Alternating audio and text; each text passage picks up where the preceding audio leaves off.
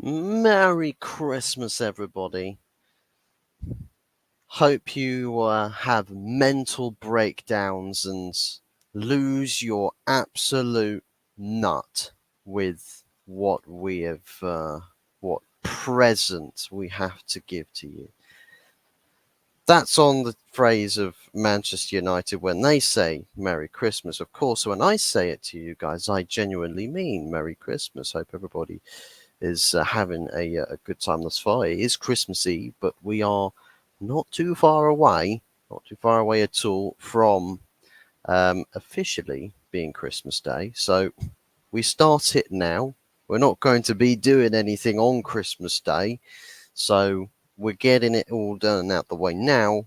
But what kind of timing is this announcement? Merry Christmas to you, Stephanie. Lovely to see you. Hope everything's well with you. Mr. 25% Glazer Enabler, no thank you, not inspiring at all. And we'll get into that. We'll get into that. The doubts, the promises that have been made, the dialogue that we've had, let's say a statement that's been put out by what probably is representatives of Ineos speaking on behalf of Sir Jim Ratcliffe, as opposed to him actually saying these things. But we're going to read into it. We're going to read into it. Let's not beat around the bush, and let's see it for what it actually is in terms of a deal. Now, with the revelation of the official announcement, sometimes with certain things you gotta wait and to see the devil in the detail, right? To really understand what it is that we're dealing with. And what it is we've got right here, right now, is a 25% stake acquisition onto the shares of Manchester United, supposedly, from what I have heard. No knowledge as to whether this is completely 100% true or not, but it's on the basis of a 75% Class A with 25% Class B. Now, Glazers have it structured so that the Class B shares are the more influential ones. They are the ones with voting power. With the 25% overall for Sir Jim Ratcliffe as an individual, he does have the biggest percentage as an individual, but there's a lot of other shareholders that come from the same family. So that doesn't necessarily mean that he's at odds to actually getting the club to be exactly everything he wants it to be, or what he intends for it to be. So the fact is, it's a deal that keeps the Glazers where they are, and a lot of people have had a lot of hopes and a lot of dreams. We will have Glazer Free United later on down the line, guys. It will be free. The Glazers will go. They will go. No, they won't. They won't. And that was the biggest criticism I had about a 25% stake acquisition, is that you give away that percentage, those Glazers still own those percentages that remain. They don't have to go anywhere. And what do you know? They don't fancy going anywhere anytime soon. So there is no structured plan or staggered plan to acquiring full percentage, like the full ownership of the club. There is not anywhere in sight to an end to Glazer ownership of Manchester United. There is none. There are glaring negatives about that. Glaring negatives. But if things go well on the part of the 25%, that the interest of that 25% actually puts plans into motion that are to the betterment of the club, there's a lot of things we do need to go our way to say that it would transpire to be a positive. There's a lot of things that have got to happen. So we are kind of at the mercy at the moment, unfortunately. And yeah, it's the glaring negatives. Of course, Glazers are sticking around. They're not going to go anywhere. They're still going to be here. But essentially, they're kicking their feet up, sitting back, relaxing, letting Sir Jim Ratcliffe take the brunt of everything that is wrong with Manchester United, and saying, there you go, Jim, solve this riddle." Like potentially handing a Rubik's Cube to somebody who doesn't actually know how to solve a Rubik's Cube. Though he's great with solving puzzles, he's never tackled a Rubik's Cube before. So the concept is not quite clear. The concept is not obvious. And don't know what on earth is going on there. But yeah, it's yeah, not fantastic, to be honest, with the way in which this deal has transpired to be. Definitely been a lot more of a bad news type of announcement, I think, for a lot of people, with this revelation that there is no plan, there is no future currently known. Um, God, I hate this. Hold on, let me get this fixed up real quick. There we go. I don't know why I can breathe on the wire, right? And there's nothing wrong with the wire. I can breathe on the wire and it just completely clusterfucks my camera. No idea why that is. But there's a lot of people that are concerned about this because there is no future without the Glazers. There is none. It's only moving forwards to a future that has Joel Glazer, Avram Glazer, Brian Glazer, whoever else um, is on that board.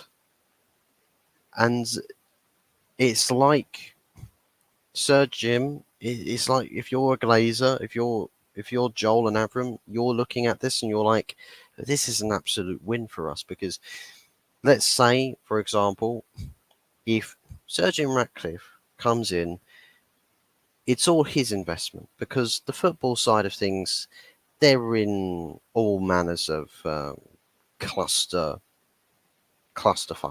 right? It's all a bit jumbled and messed up. So they can sit back and not do anything, but Sir Jim Ratcliffe, y'all got to go out there and y'all got to now fix our problems that we've created since we took over. The finances are your own problem. Of course, Sir Jim, he's going to have to pick up the pieces of the finances from wherever it is that they can and pay off a lot of debts, and it's probably going to be considering the ethos, the work ethic to that of Sir Jim Ratcliffe and Ineos. That will be a very very passive payoff with any debt payments. They could surprise us by paying a lot of the debts off, possibly, but it's not gonna be likely at all by any means. More deals with another devil, sadly. I think we look at it in a negative light, and I do so as well.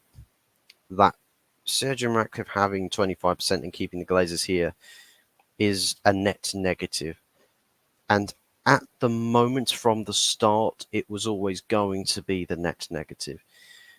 The end goal, in best case scenario, is we actually sit in a net positive. We still would have Glazer ownership, but we'd also have the Sir Jim Ratcliffe ownership that, if we were to sit in hindsight, actually put us back on the map again and sorted everything out. The people he recruited and hired gave the club an identity again, gave the club a vision, a philosophy, a direction. And the thing is that it's a football club at the end of the day.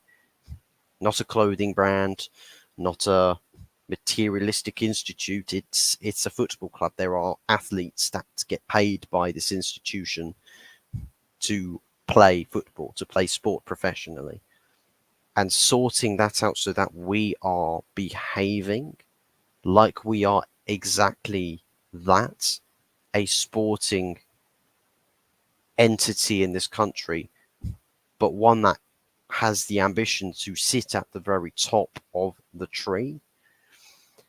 It's going to be a very difficult thing to beat the likes of a Manchester City, and in the long term, Newcastle, because they will be up there.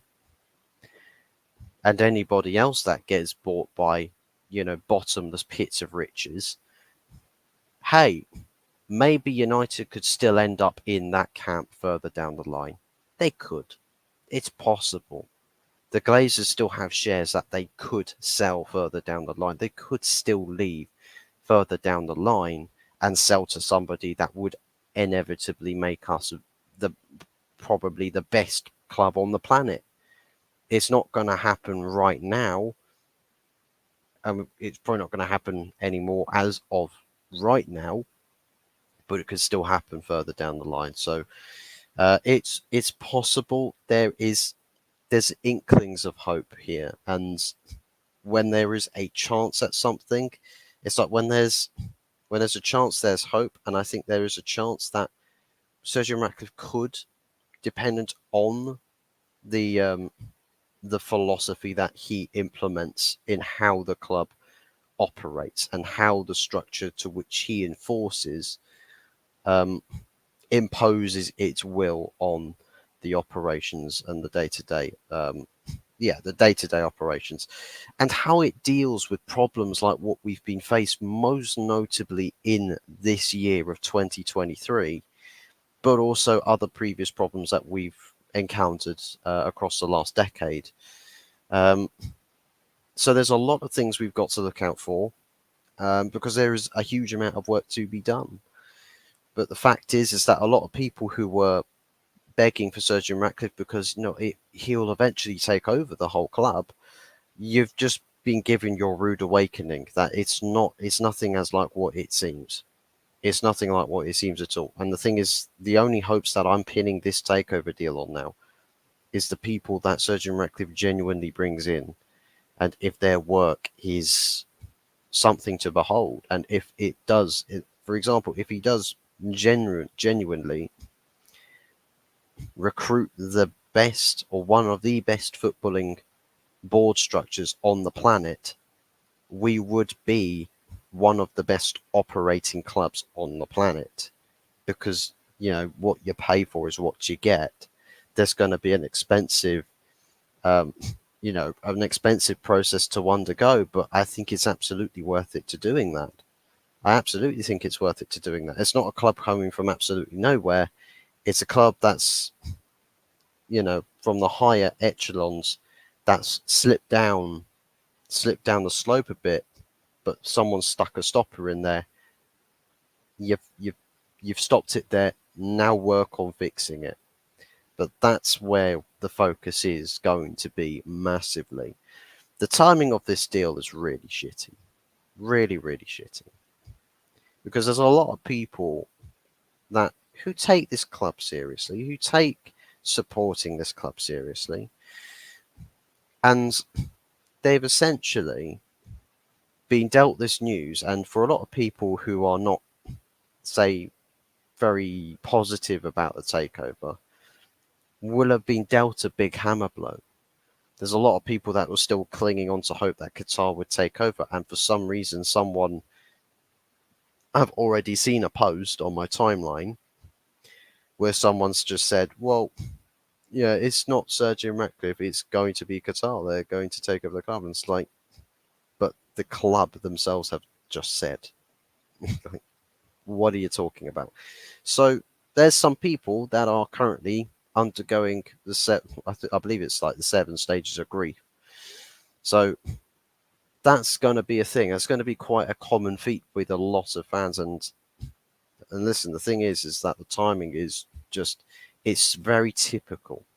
Very, very typical to what this club has been all about, most specifically this year. But it has done things like this in the past where it doesn't care about the fans. They really don't care. And I'm just hoping that the way in which this club behaves when the new people get brought in, that it does put fans as a higher priority on this club's list, because at the moment fans are, in my perspective, to this club, fans' priority are literally rock bottom. Rock bottom. Like, we are the lowest of the low in how the club sees its elements. Right? The fan base is the lowest of the low. So hopefully there is a change to that, and I believe that it's an undeniable feat that it is change. We are on the eve of big change. Whether it garners, better times, or whether it culminates in worse times, it could go. It's like swings and roundabouts. It's a double-edged sword. The seed cuts both ways. We could go into absolute all sorts of chaos and trouble, but also we could actually start to turn things around, start acting serious. Half of these idiots at the club, players and board members alike, get kicked to the curb, and people who are respected and, personify respect and legitimacy behind doing the job that they're given, could, it could be a sign for good things to come. But we're going to have to sit and wait with this open mind to keep acknowledgement that this could go very horribly wrong here. It very much could. So let's not sing and dance and chuck rainbows everywhere, or Skittles, whichever you prefer. Let's not be super over hyped about this, because it could very much still go horrendously wrong. Horrendously wrong. So I'm a bit more sort of fingers crossed and open mind, and let's just, right, we expect a lot of you. Now deliver. You've got your 25%. Now it's time for you to deliver. Happy Christmas to the gent of YouTube. Happy Christmas to the gent of YouTube chats. Big ups to Carl Rossi. Hope everything's good with you, man. Real ones in the chat. Like, chat, subscribe, all of that good stuff. Please do. It is Christmas Eve, people. Hope everyone's Christmas shopping's done, because I'll tell you what, I would not be so. I mean, I would be surprised if people still haven't quite got the Christmas shopping done. Thankfully, I got all of my Christmas shopping done in one day. In literally about 2 hour shopping spree, everyone I was getting gifts for completely wiped the board. So, and with good value, with quite a few of my presents that I bought. So I'm relatively satisfied. It's all wrapped up. It's all next to the tree.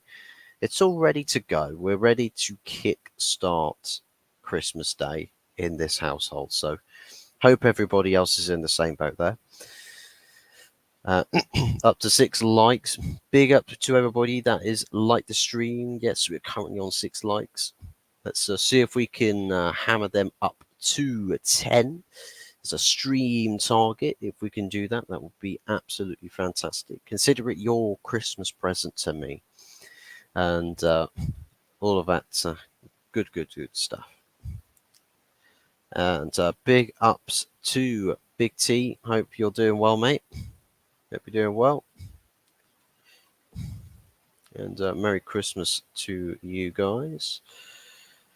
This Glazer ownership is a bit like that film Groundhog Day, except the story has no happy ending anytime soon.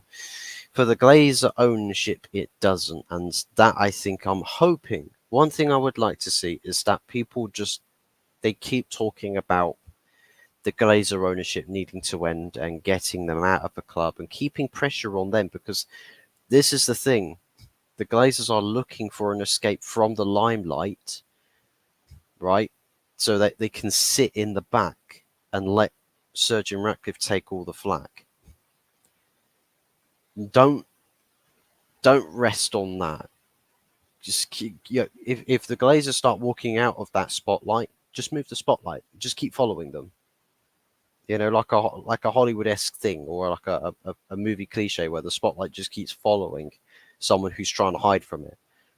Like, the Glazers have got to remain the primary focus of fans in this fan base, and constantly have to keep protesting against their ownership, keep letting people know that just because Sir Jim's here doesn't mean that you've gone away, because you haven't.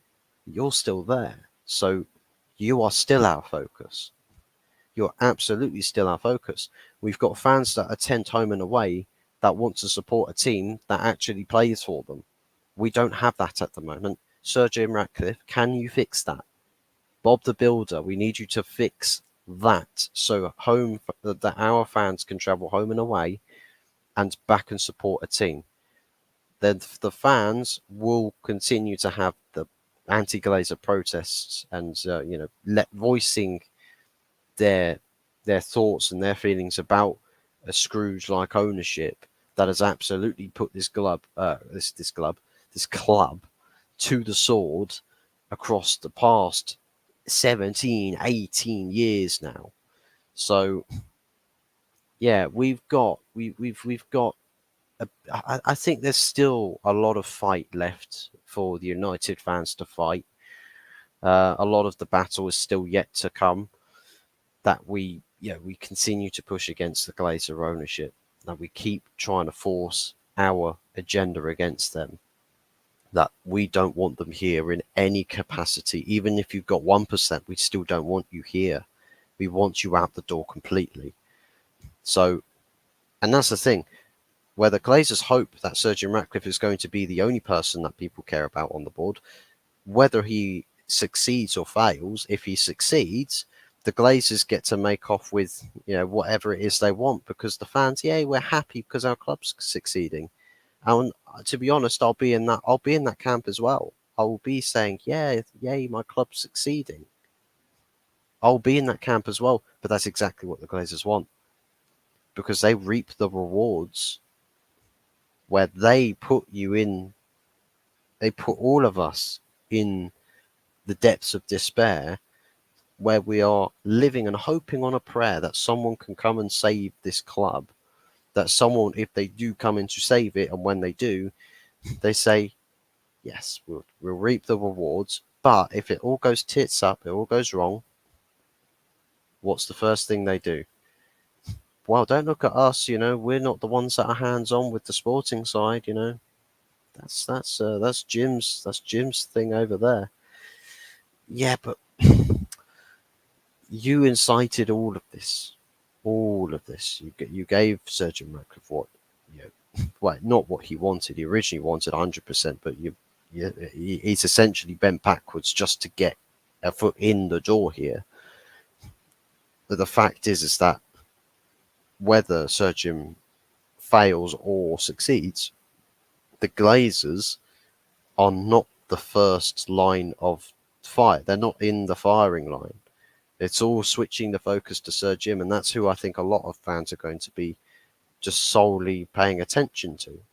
And that can't be the case. It should be all about focusing on the Glazer ownership and saying they're still here.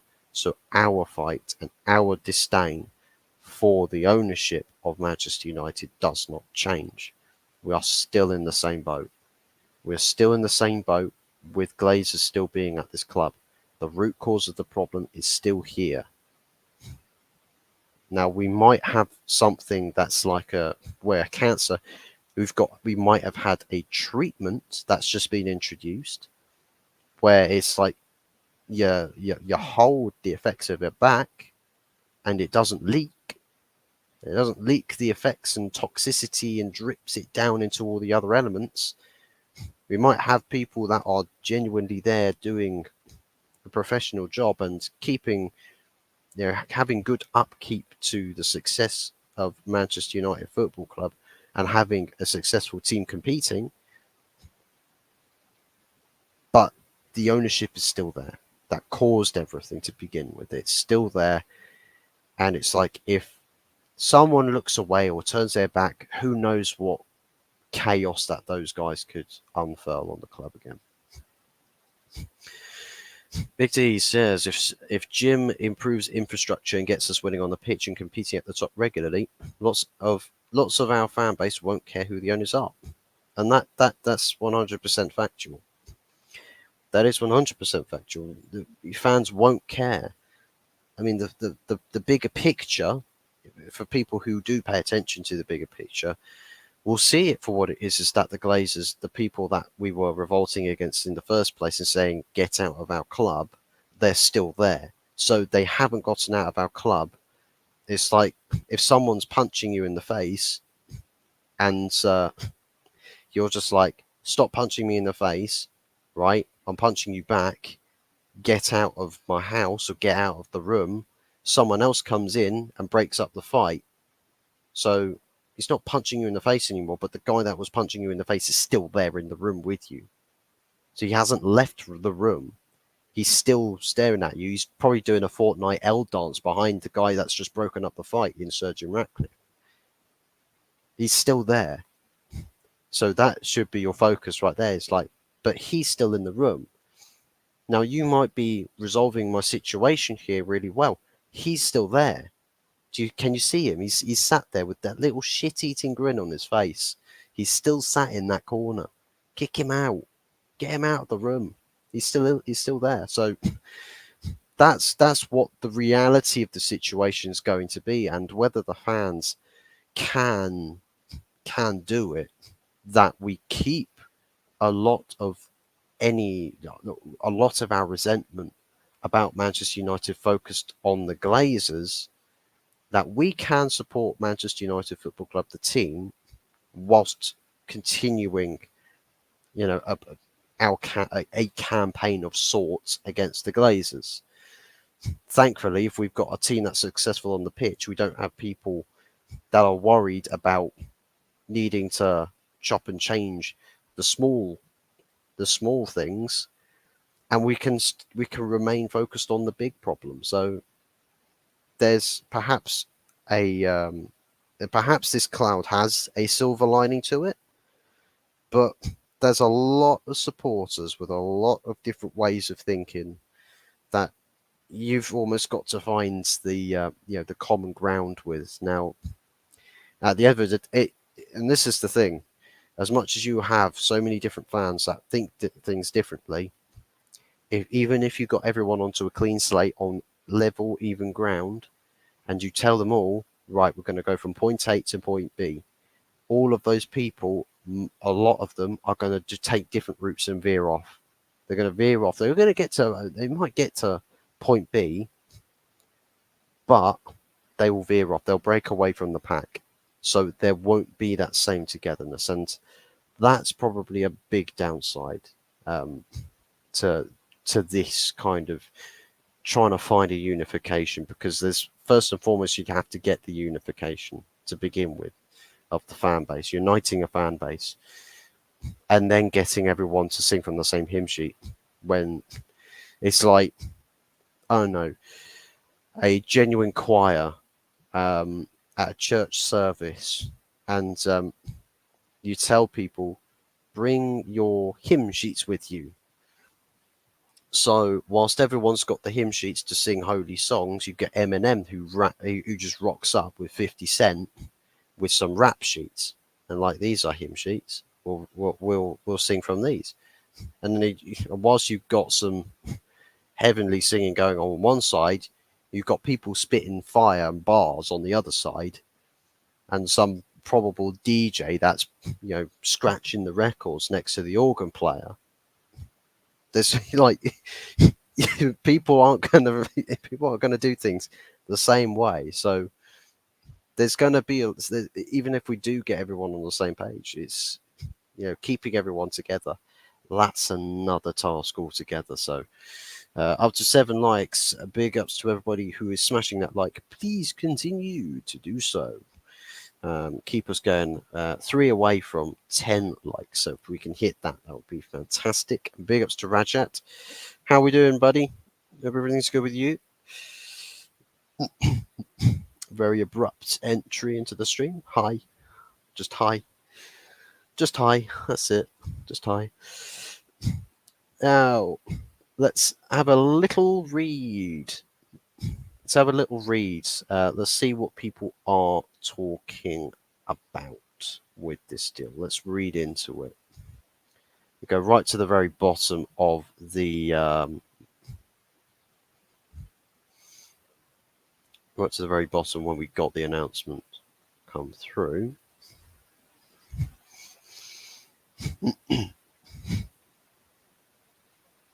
Yeah, so essentially, Sir Ratcliffe has purchased an equal percentage of Class A and B shares, which are important in pacifying minority shareholders.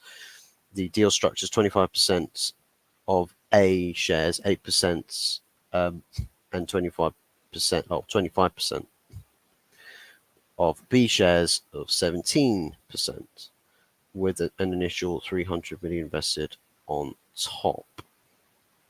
13 months after launch of a review initiated by the Glazer family, it's going to be announced today. Yeah.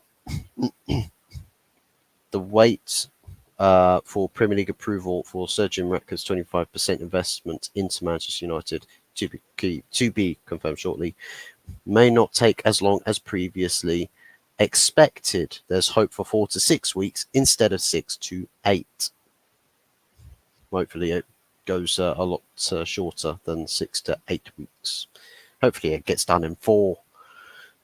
Sir Jim Ratcliffe has completed, yeah.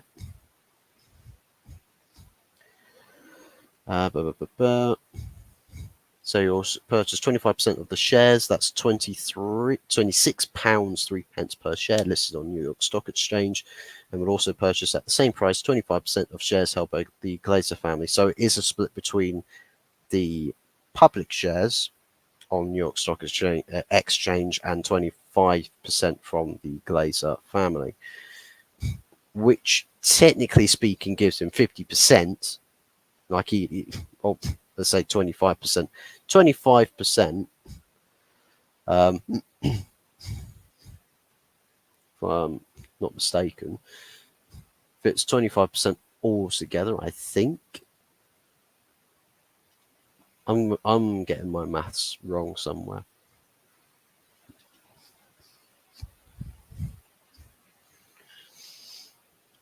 So yeah, Ineos delegated responsibility for management of football operations. Completion of this deal subject to receiving all necessary regulatory approvals, including from the Premier League.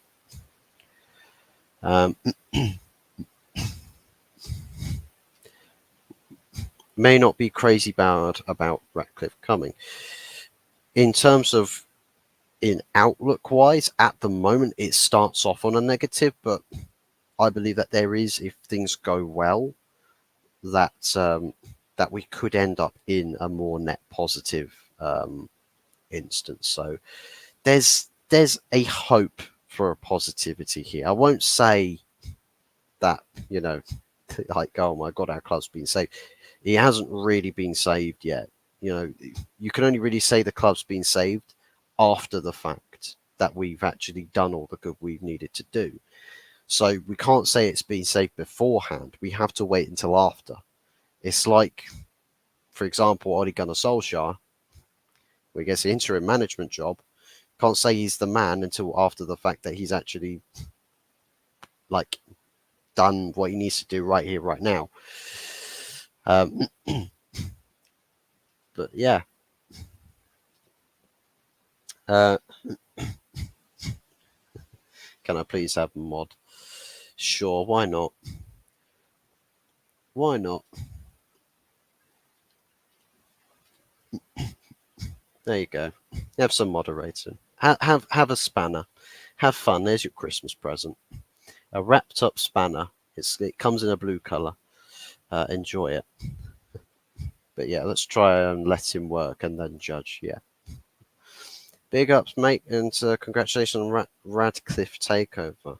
Oh, I mean, if Daniel Radcliffe's there, I mean, hopefully he's got a wand to actually hocus pocus things into being fixed, or yeah, without all of the journeying to get to point B. But yeah, big ups, man. Hope everything's good with you. Hope the preparations for Christmas are going well. Nice. Appreciate the softwares. No worries at all, man. No worries at all. Um,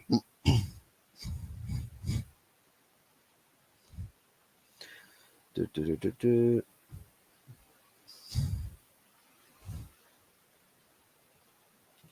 So, as part of the transaction, Ineos has accepted a request by the board to be delegated responsibility for the management of the club's football operations. This will include all aspects of the men's and women's football operations and academies, alongside 2 seats on the Manchester United PLC board and Manchester United Football Club boards. So essentially, Ineos are coming in and they're saying, right, we're putting ourselves at the table, like the big boss's desks. We're taking yours out and we're putting ours in.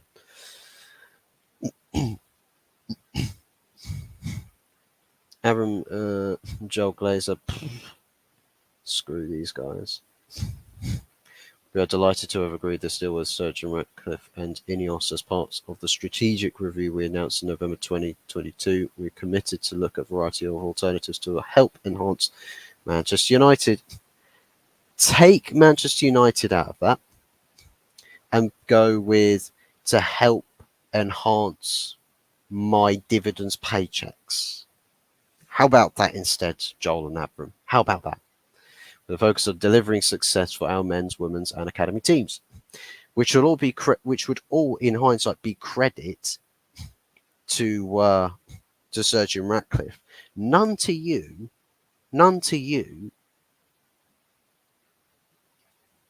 So yeah. It is weird how they timed the deal. It is. It's not ideal, to be honest. It isn't ideal. Really bad, like, to me, really bad timing.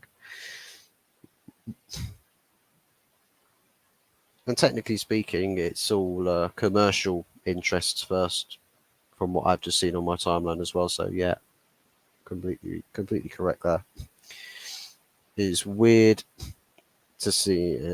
It's weird how they timed the deal. Dang Joel, screw Joel and Avram Glazer. Continuing with their statements, Sir Jim and Ineos bring a wealth of commercial experience as well as significant financial commitment into the club and through Ineos Sports. Manchester United will have access to seasoned high-performance professionals, experienced in creating and leading elite teams from both inside and outside the game. Manchester United has talented people right across the club, and our desire is to always improve at every level to bring our great fans more success in the future. What a big amount of kiss-arsery, trying to spin them words to get us thinking, oh yes, I agree with the Glazers. Like, no, fuck them. I don't agree with nothing that they say. I don't agree with nothing that they say.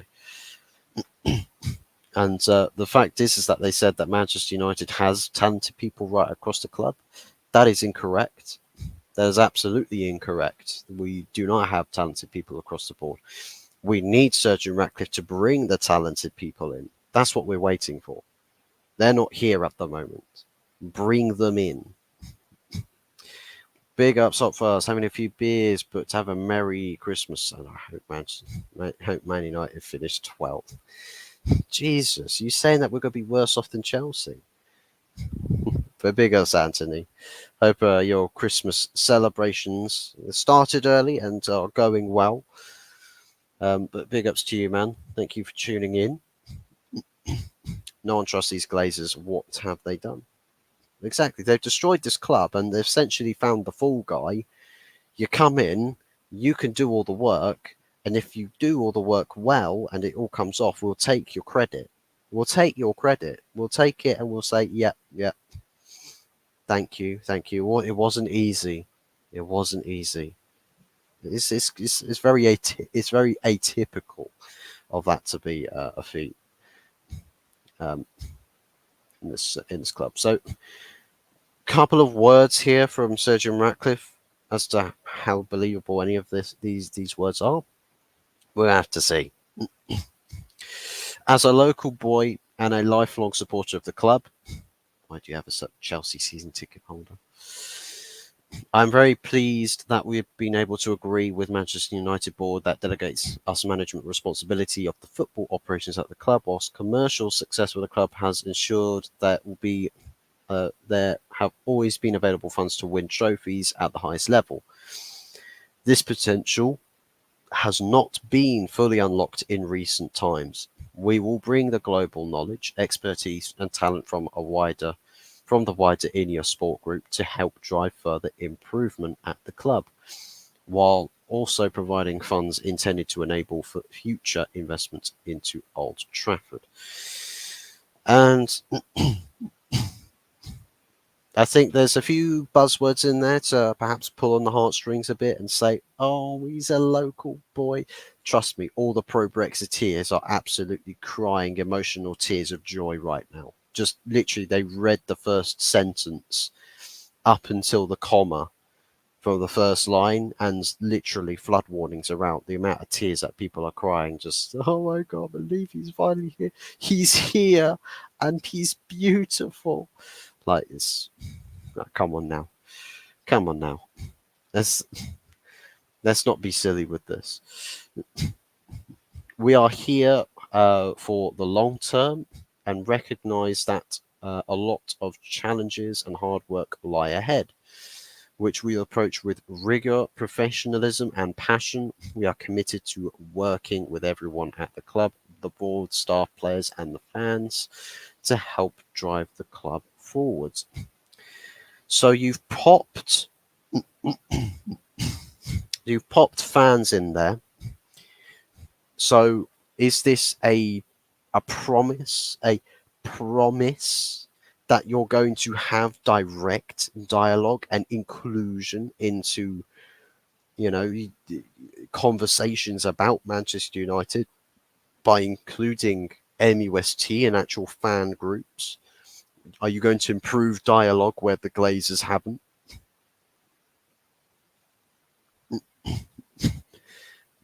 We'll have to see. I mean, they're talking about we're committed to working with everyone at the club, the board, staff, players. Again, it might be inciting to the people that are there. Well, yeah, we're going to work with everyone that we that's here at the club when we come in. We're going to work with everybody. Let's kick back, relax. Let's do some good work here. When in reality, you'll probably walk in the door and strike, okay, everyone pack your bags, you're out. Everybody out. Everybody out. That might be the case. It's probably just the worst to sort of keep a lid on things at Manchester United, because if he came out with a statement saying, yeah, well, we're going to come in, we're going to make loads and loads of changes straight away, everyone's just going, oh my God, my job's not safe. Panic would ensue at Manchester United. So, of course, those are the statements that are going to come out. That's what you should expect. Sir Ratcliffe continues to say, our shared ambition is clear. I think this was as a response to being asked about the fans' ambition, that our shared ambition is clear. We all want to see Manchester United back where we belong, at the very top of English and European and world football. So he's stated that that's an ambition of his to make this club the best in the world. That was not the ambition of the Glazers. The Glazers have also spoken about ambition in previous statements, that which is just all smoke and mirrors. It was never happened, never was going to happen. So we'll see if it is another case of it's going to happen or it's never going to happen. We'll have to see what happens.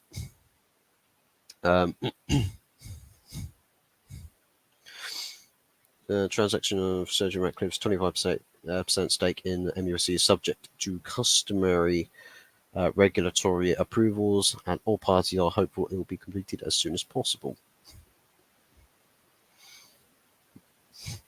So so supposedly, word on the street is that it's happened, that Jean-Claude Blanc and Sir Dave Brailsford have joined MUFC's board of directors. So supposedly, with the way that's been worded, that they are there, they are in power, they've got some control now. As for Sir Ratcliffe, there's going to be the approval of the ownership, but you can still make decisions on part of a pending ownership, because it's not actually them that's signed it all off, it's the people that are at the club. So it's probably a prerequisite agreement thing that's gone on there, perhaps. So the Ineos board members for Manchester United will be as follows. So the PLC board, the people who are operating in terms of, like, I think it's everything outside of the UK, will be John Rees and Rob Nevin, and the UK board, such as Manchester United Football Club's board, will be Sir Dave Brailsford and Jean-Claude Blanc. So yeah, it's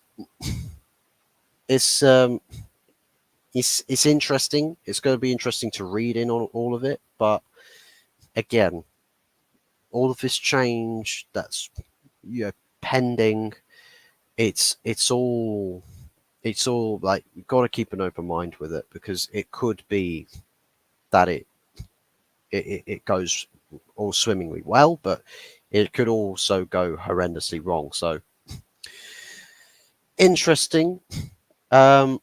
Just another statement there that Sir Ratcliffe's deal is that there is no obligation for the rest of the Glazer ownership to actually sell to Sir Jim Ratcliffe. So, of course, a lot of hope and expectations for pro Sir Jim people have actually just discovered, oh no, it's not everything that I was thinking it was going to be.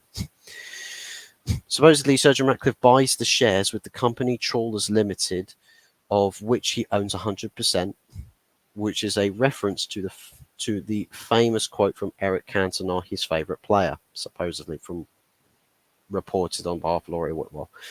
Not sure what that's about. I think it might be to do with sourcing funds for specific payments, I think, potentially. So Sir Jim Ratcliffe will get first refusal should Glazers wish to sell any further MUFC stake in future, although there's no clause in the deal which necessitate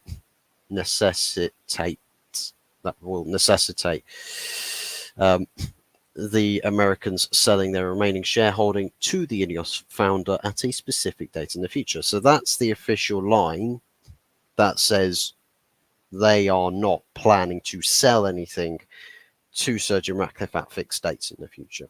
Not to say it's not completely impossible, but there's no plan to do it. So, the idea of a staggered approach, yeah, probably not going to happen. But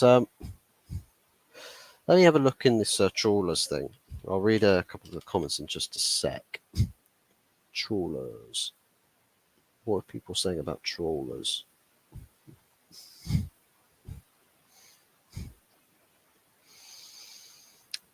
Okay, so supposedly, so transaction details on Sir Jim Ratcliffe's 25% stake in Manchester United. So it's quite a long one, so bear with. Under the terms of the transaction agreements, Trawlers Limited will acquire 25% of Class B ordinary shares of the company per par value of very ridiculously low funds per share. There's $0.0005 per share, and initiate a tender offer to acquire up to a number of shares that at launch will represent 25% of the Class A ordinary shares of the company, again at the same value, in each case at a price of $33 per share in cash, Subject to a sufficient number of Class A shares being tendered in the offer, Trawlers Limited would own 25% of the club following the closing of the transaction. Surgeon will provide $300 million in fund intended to enable future investments into the club's infrastructure. Old Trafford, comprising $200 million paid upon the closing of the transaction and a further $100 million by the end of 2024. Trawlers Limited will be issued additional Class A and Class B shares at $33 in respect of such investment. The transaction will be fully funded by Trawlers Limited without any debt. So, supposedly, this transaction does not put any more debt on Manchester United as much as there already is. So, zero furtherment of debt. This is how I'm perceiving it. You might perceive it to become something completely different. The board of directors of Manchester United PLC have approved the transaction and recommended that the Manchester United PLC shareholders tender their shares and tender offer and approve the change to the Articles of Association of Manchester United PLC to, among other things, permit the transfer of Class B shares. The closing of the tender offer will be subject to the receipt of Premier League approval and other necessary regulatory approvals, shareholder approval, and amendment of the Article of Association, and other customary conditions. Trawlers Limited is a company incorporated under the laws of Isle of Man and is wholly owned by Sir Jim Ratcliffe. Do you reckon that's something to do with taxing? I don't know. Because I know Sir Jim Ratcliffe likes to do a bit of... he likes to practice his tax dodging. He likes to do that, from what I hear. He is very fond of doing that. Trawlers Limited was advised by Slaughter and Maypole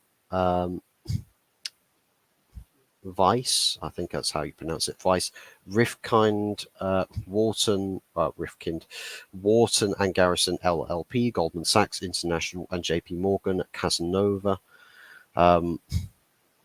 Manchester United was advised by the Rain Group and Latham and Watkins LLP. The Glazer family shareholders were advised by Rothschild and Co. So it's basically that bit at the end basically just shows how many people were essentially tied in to the process of multiple like how many chefs have had their pick of the pie, you know. Yes,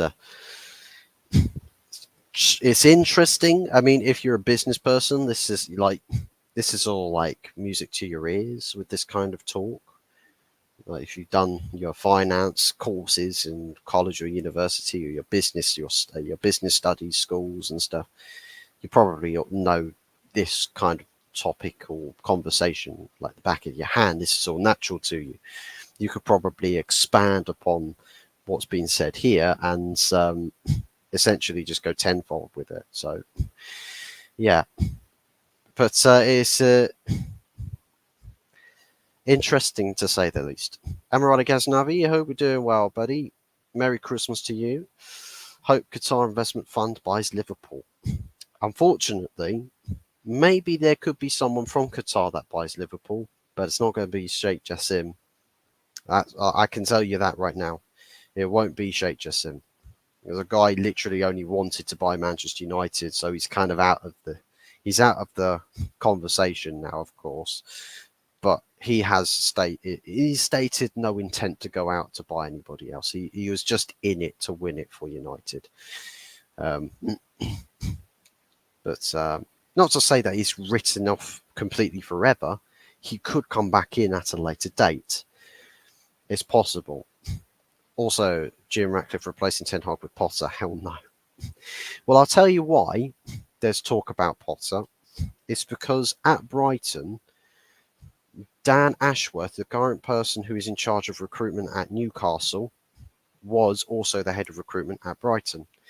And Dan Ashworth and Graham Potter used to work together at Brighton. So with that in mind, the guys such as Sir Jim Ratcliffe, Jean-Claude Blanc, Sir Dave Brailsford, I've looked at that and thought, well, there's a common understanding, there's a common theme there. Dan Ashworth is very good at his job. He is very good at his job. And that's like Dan Ashworth, that's a key name there. Talking about Graham Potter as a manager is probably another case of, manager. He's got such a ridiculously hard job. The recruitment, and this is the thing, the issues back at house may get solved real quick, but the issues on the pitch is going to take a long time, and that's going to be a real slow burner. A real slow burner. That's going to be really difficult to sort of have to sit back and watch this all play out for the long run, because there's going to be a lot more pain that we have to endure before we really get sort of out of the weeds in this. But Graham Potter might just be one of those names in the very, very short term that replaces Ten Hag, but he's not going to be here when we're winning Premier League titles. He's not going to be that sort of that. He's not going to take United to that level. No one will buy Paul. The thing is, as with this talk about the ESL, right? Let's talk about the ESL. It's interesting that John W. Henry sort of had they had this idea that they were, or rumours that they were going to be selling Liverpool Football Club, or looking to grab investment. And I think with the interest that the ESL still around as an idea, that maybe there could be a part to play as to why they retracted their stance on investment / sale of Liverpool Football Club. I think once the ESL talk really takes off, we'll see just who is serious about it and who isn't. And if Liverpool are, you'll know exactly why John W. Henry is not. He's not looking forward to getting rid of Liverpool off his book. Same way as that Glazers probably are looking forward to not getting Manchester United off their book. So know that Paul Owner wants to join the Super League. He initially did. We'll have to. We'll see if it all kicks off. If it all kicks off again, let's see where John W. Henry or FSG is. Keep dreaming. They will. John Henry and FSG ain't staying forever. They're not staying forever. Neither are the Glazers. Those two groups are not staying forever. But it's when the time comes, who's buying it? Now, there's got to be a lot of people, and this is the thing, Amirali. It's John W. Henry and FSG. Who are you trusting on their part? Who are you trusting them to sell to? Because you might get big billionaire riches coming in. You won't get someone who's been a long time supporter of Manchester United go and buy Liverpool for the sake of spiting his own club. You'd have to be ridiculously bitter about it. Now, I'm sure Sheikh Jassim is bitter about not being able to get Manchester United. I'm sure he is, but I wouldn't think about, I'm going to spend my billions on a rival club just to spite them, to a club that I supported, because then that burns my bridge with my club that I've supported as a supporter. That burns my bridge with that club forever, because I've just acted with the best interests of a rival club's, ambitions at heart. Like, I'm improving them to the detriment of my beloved club. So Sheikh Jassim probably not going to buy Liverpool, but someone from Qatar might, and it's all about maybes, ifs, buts, maybes. It's possible. Big ups to everybody. We've surpassed 11 likes. Big ups to everybody. Thank you very, very much for the support on this show. Really, really means a lot to me, guys. So thank you very much for that. It's an improvement on the footballing side. Has to be, surely. Guess we'll find out, and we will. We will find out, and that's why I say. That's why I say keep an open mind. Let's not jump solely on a bandwagon and say, everything's rosy in the garden now. That we're all set to be good. We're saved. Keep an open mind that this might go south. It's possible. It's plausible it goes south. But let's keep an open mind and let's see let's see if he talks a talk, but how good are you at walking the walk? And that's the ball's in Sir Jim Ratcliffe's court now. So away you go, Sir Jim. Go and sort it. No, because they like Glazers and Morelli, they won't. Well, they will. They will. It's not a case that they're going to be around forever. I think it's when the pool dries up, or when, as a business person, you've got to think like not what happens in the now. You got to think about what's like 2, 3, 4, 5 steps down down the line. You got to plan preemptively. You plan ahead with business. So I can't imagine if there was really that big of troubles in the near future that FSG wouldn't be considering a sale of the club. But at the moment they're not. So they're sticking around for the meanwhile until it's, say, untenable, that they can't physically continue to go on with Liverpool Football Club. Then you would start to get the murmurings that they're interested potentially to listening out for offers. And then you can start shitting the bed about Qatar and Sheikh Jassim buying Liverpool then, although I don't think it would actually happen that Sheikh Jassim actually buys the club. It doesn't buy Liverpool. It's still possible that somebody from the Middle East might waltz in and put there's your big big money bid. So possible. Chawler's Ltd was named after Cantona's comment. I have to remind myself on what that comment is. 11 likes, absolutely wonderful stuff. If Jim transforms the infrastructure and footballing side of things, it will add value to the club, and then maybe the Glazers sell for a bigger amount and finally are gone. I think two things would probably have to happen. Is that the Glazers need to see that the club cannot physically get more valuable in its current state, because then it does become anti-practical to owning a club or owning an asset that you're not then going to sell, because in the business world, if you're a billionaire, your money's always moving. You're always buying and selling. You're keeping interests hot. Right, you're always moving your money. It's always in circulation. You're circuiting it. So, so it is possible. I think with what another thing we might have to wait for is, if, say, the ESL, if the ESL dream for the Glazers dies, I think we chop the amount of time that the Glazers stay at this club. Like we chop that amount of time right down, way down. We can chop that down. They'll still be around for a little bit, just to sort of get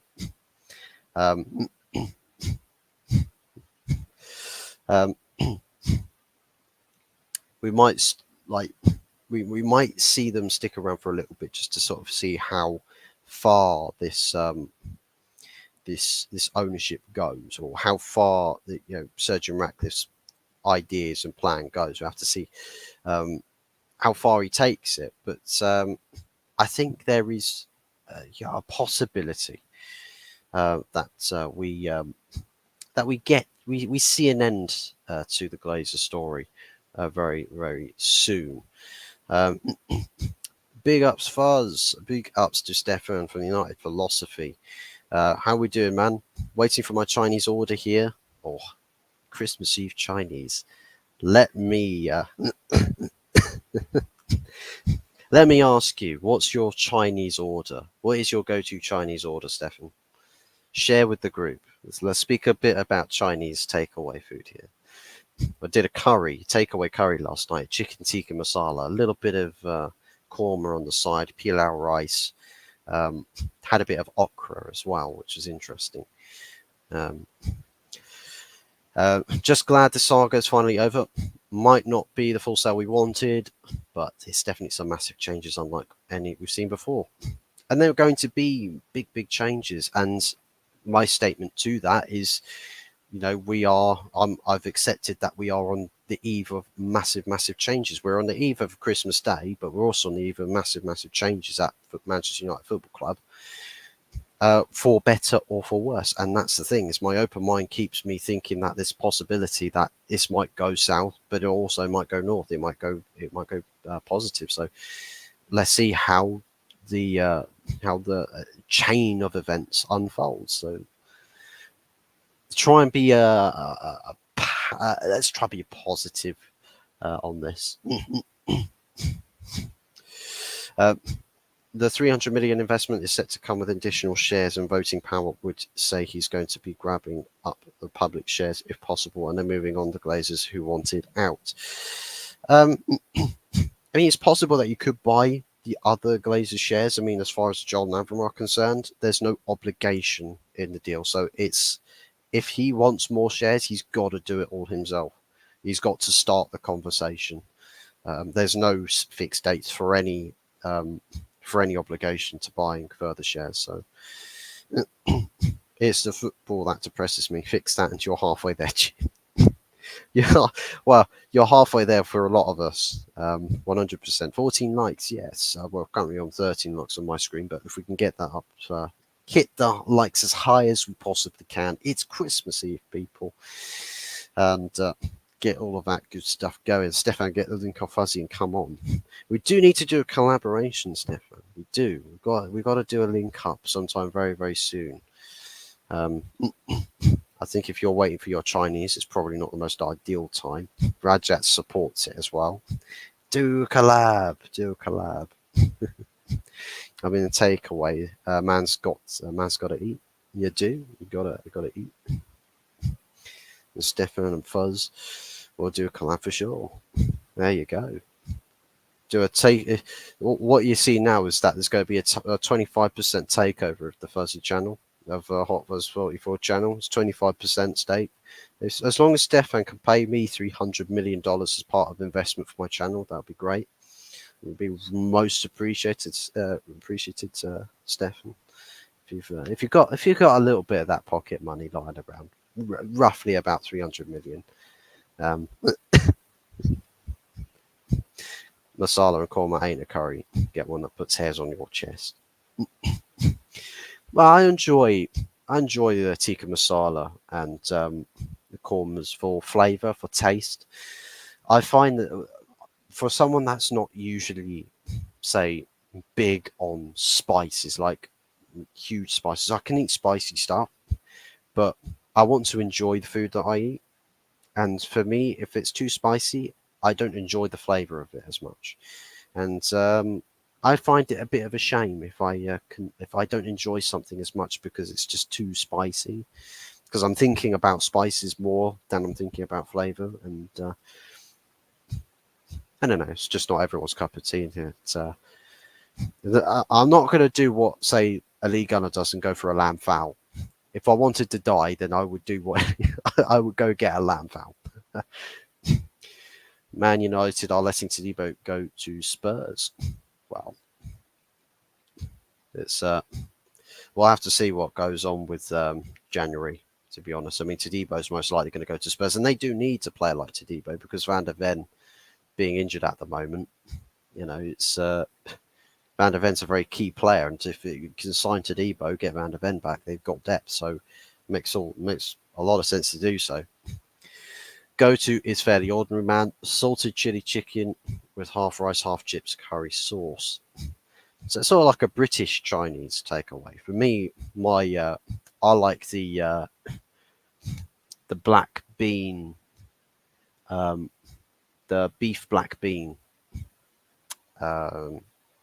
Chinese with chili, the sweet chili beef, the sticky the sticky sweet chili beef.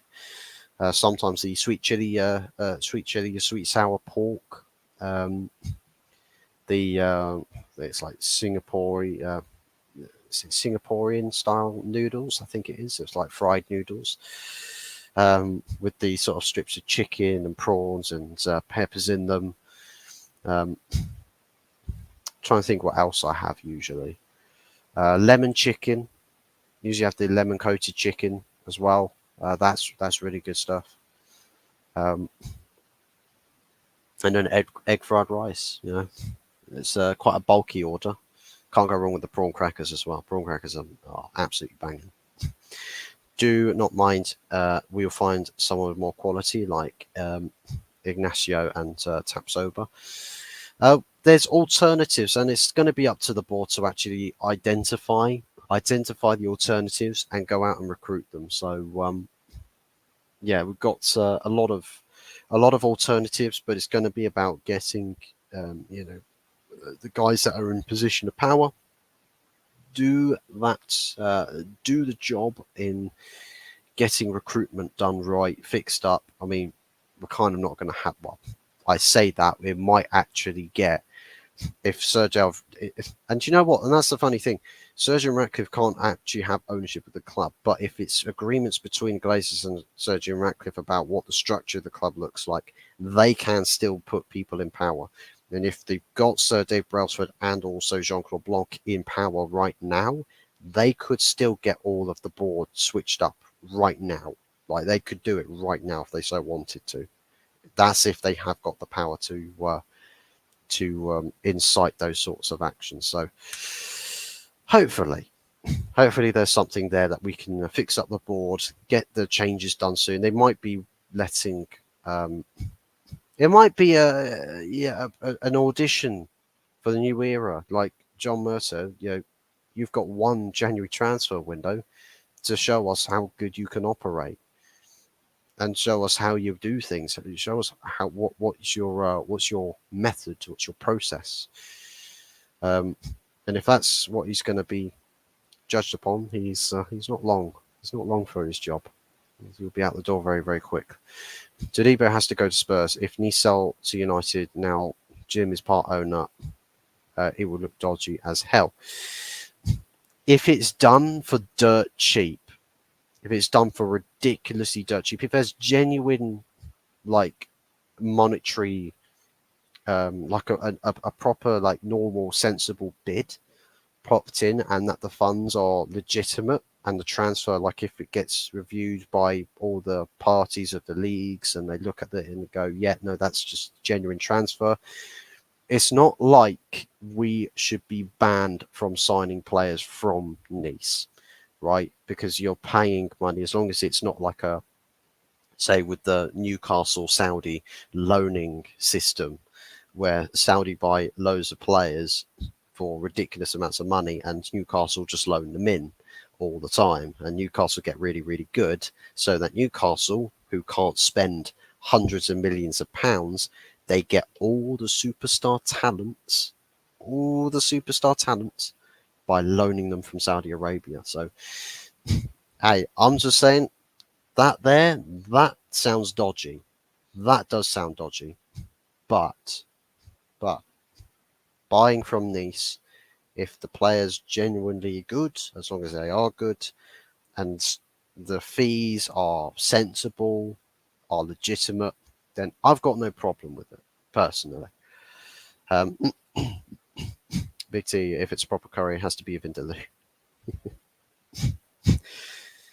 Lenny Euro or Diamonde for centre back, I reckon. We'll have to see. Yes, Stefan, I'm expecting a Vindaloo special stream from you in the new year. Let's do it. Get Kung Pao chicken with lettuce wraps and chicken. I mean, the alternative, big ups, we're on 15 likes, so 5 away from 20 likes, people. Let's try and set a target for 20 likes. That'd be fantastic. But the pulled duck, right? The crispy duck and the pancakes with the soy sauce and the other sort of cucumber strips with I think spring onions. I think it is really, really nice alternative with Chinese takeaway, and really cheap too. Really good value. Really good value versus your other takeaways uh, from Chinese establishments. You know, it would be a normal beating. Do we still bid for Jean Claire? Possibly. We might entertain the idea and just see which club it is that Todibo opts to go for. We might entertain it. Um,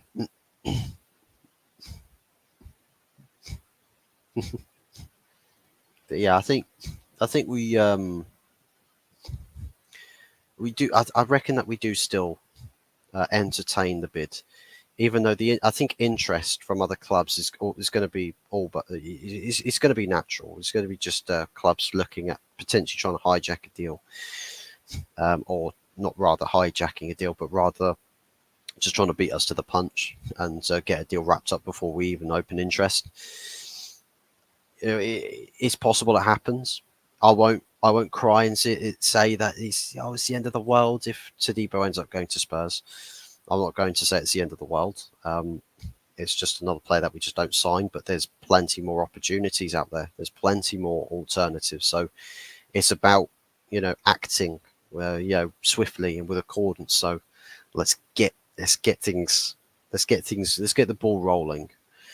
But anyways, I believe that is all of the news thus far about the takeover. So essentially, but yeah, I think that's pretty much it. So we'll probably call it a day there with the show. Is the race on to sack the manager between us and Chelsea now? Any manager Chelsea bring it? Any Chelsea manager bring it for Poch could potentially come to us. I mean, I'm not the most fond with Poch. I think there are other managers perhaps that that we could go for, but I think it might happen, but also might not. I think it's likely that Graham Potter will actually come to United, or more likely that Graham Potter comes to United than say Mauricio Pochettino. To be completely honest. But as far as Chelsea are concerned, I mean, they're pretty much most of them are now Pochettino out now. So listen, Pochettino might be out of that door real soon. Ten Hag might be out of that door real soon, because with any takeover, people want to make changes. The guys coming in want to make changes. They might look at the situation and say, "Yeah, I think with Ten Hag, it's not really sustainable." So we'll look to make the change with the manager. So, and that's the thing. I won't sit here and I won't say, "Oh, they should have kept Ten Hag." I won't say that. I'll be like, "Well, at least it's a board that have come from the outside in, and they believe they've looked at the situation and gone, yeah, no, I think it's better if we go with changing the manager and starting something from scratch or starting something from new." There's something like, okay, well, let's see how it goes. Let's see what your vision is, what your plan of action is, and let's move on. It. So, Rob Blanchett. I'm going with that. Blanchett. Ineos will agree a full transfer budget with MUFC stakeholders, and they alone will authorise all transfers and football business. The Glazers won't hold the power to veto. So it is going to be solely the people who Ineos employ that decide who they do sign and who they don't sign, as well as who they sell and don't sell. So none of this Joel Glazer undermining Jose Mourinho because he rates Anthony Martial. None of that anymore. So that's something that would be a positive. A world-class board and directors need a world-class manager, and Ten Hag is not showing he is world-class. well, he's still a coach that's going up, um, say levels in football. As to whether he fits those levels, you find out in various aspects where the cap point is, where the limit for a manager is, and with a world class board, would Ten Hag would United been playing different football under Eric Ten Hag? Is quite possible that we probably wouldn't be playing the football we're playing right now if Ten Hag walked into Manchester United with a world class board and a non toxic environment at the club. It's possible. Not, you can never say never, because I mean there's almost unlimited possibilities with things like this. But do not really want Manchester United to let Pochettino come. To be honest, I'm kind of sort of not feeling the Poch vibes myself. I'm not. I mean, the funny thing is that I'd be more impartial to Graham Potter being Manchester United manager than Pochettino. That's kind of that's where I am at with those two names. So, but anyways, that let's go wrap up the show there, people. Big ups to everybody for tuning in. Big ups to everybody that has smashed a like on the stream. We're sat on 17 likes. Oof. Closing in on 20. Closing in on that big 20. That was a stream record, a channel record for likes on a stream was 20. I think we got up to like 21 or 22. I'll tell you what, if people watch on playback and you smash them likes or continue to do so, then that would be absolutely fantastic. With Jim, we have the second richest owners after Newcastle. We better get his money out. Well, as a personal, his personal riches, he's the richest person, or richest British person. But his company's annual turnover is one of the most profitable assets on the planet. So, yeah, there is probably a lot of money to play around with there. I think Sir Jim would probably just have to ask really, really politely, please, sir, may I have another billion to spend? May I have another small loan of $1 billion? But anyways, big ups to everybody who's tuned in, smashed the like on the stream, and the new subscriber that we've had. We've gone up to 132 subscribers. So big ups to the subscriber. And if you haven't done so already, please do be sure to subscribe to the channel.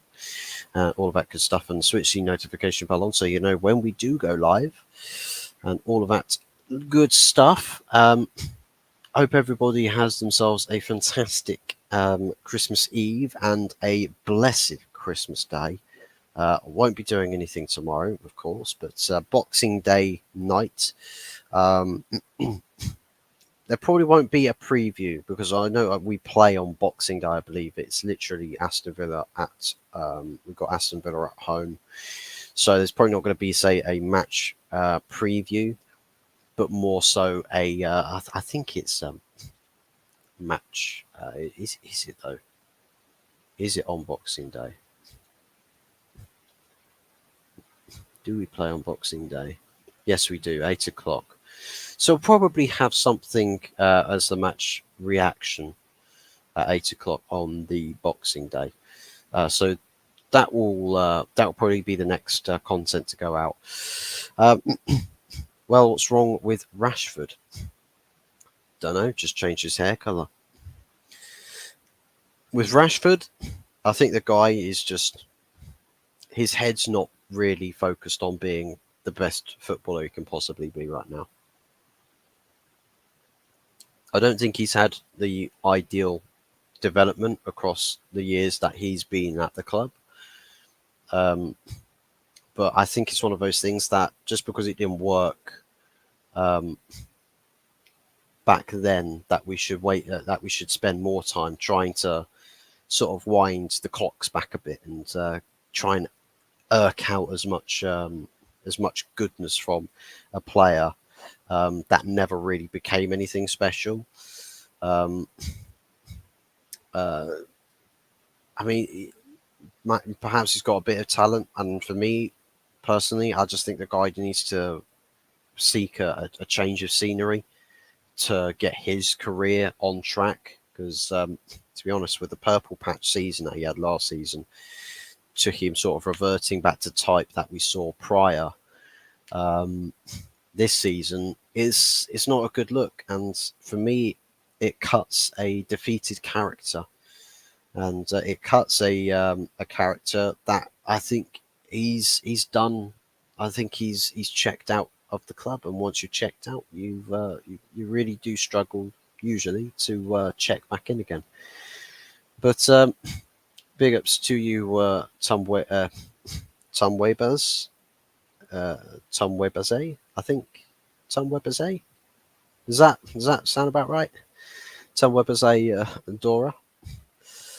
Um, is it because of Sancho or what? Well, I know there are players that don't like the way in which Sancho's been treated, but I think it's just another one of those where if someone gets slightly upset at this club, the toys get thrown out the pram entirely. So when someone gets a bit upset and he's like, "Oh, he's one of the boys, one of the lads." I mean, to be honest, that kind of culture. I know people side with Sancho with this, but that kind of culture is a disease at the elite level football. It's a disease. He could be your favourite baller as much as you want, but a culture where a player can slack, but if he gets questioned, he's going to completely destroy the manager and everyone's going to side with him. That's a culture that should not exist, because you're not cutting the model professional mold before you get called out for it. So people already know, yeah, he's not quite, yeah, he's not quite the ideal person to look up to in how professional he is as a footballer, because you've got to set an example. Your image is very, very important, and if you are cutting someone who's a bit, um, say, less disciplined, then you're going to run into troubles because there's a lot of people that look up to you.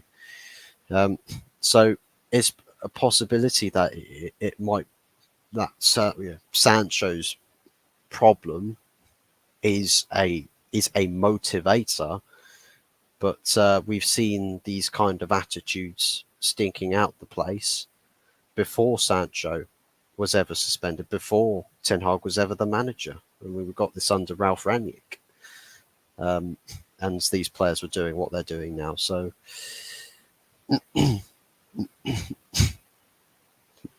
I live in Uganda. Well, big ups to you, man. People viewing from Uganda. Um, don't know what say the Christmas preparation is like in Uganda. I don't know if you guys celebrate Christmas over there um, as perhaps we do over in this part of the world. But if you are having any sort of festive celebrations or holiday celebrations of any means, then big ups to you, and wish you well with your celebrations and your holidays and all that good stuff. And thank you for tuning in, because we are going to wrap up the show now. But yeah, once again, thank you to everyone for tuning in. Really appreciate it. It's a banging stream. Thank you to those who have stopped by and chatted. And those watching on playback, make sure you do smash the like and subscribe if you haven't done so already. And leave your thoughts and your feelings about the Sir Jim Ratcliffe takeover, and whether you think it's going to be a positive, whether you think it's going to be a negative, or whether you think it's just one of those, we're going to have to wait and see how the cookie crumbles. And I'm more so in that boat. We're going to have to see how it crumbles and see what kind of a shape it forms, like an ice sculptor currently starting his work. trying to cut out the shape, and let's see what the finished article looks like. But we can judge progress as it happens, of course. But I think the finished article will be something to behold, and whichever it is, positive or negative, it will still be something to behold. But anyways, that's it from me for tonight, for Christmas. Have yourself a wonderful Christmas celebration on Christmas Day. Hope you have the most fantastic day, spending it with family, friends, whoever it may be, and whatever it may be that you do, or however it is you choose to celebrate. Hope you get everything that you wish for with presents or gifts. But aside from, outside of gifts or anything, as long as you have a good time and it's time well spent with the people that you care about, then perhaps that is all that matters. So well wishings to everybody, and from me, I wish you all a very Merry Christmas and a Happy New Year. Happy New Year. That's the next focus point. Once we get through to Boxing Day, when we'll next be back on this channel, we'll be focusing on getting stuff ready for the New Year's. Big ups to everybody. Thank you very much for tuning in. I wish you a Merry Christmas and have yourself a blessed New Year's. Bye bye.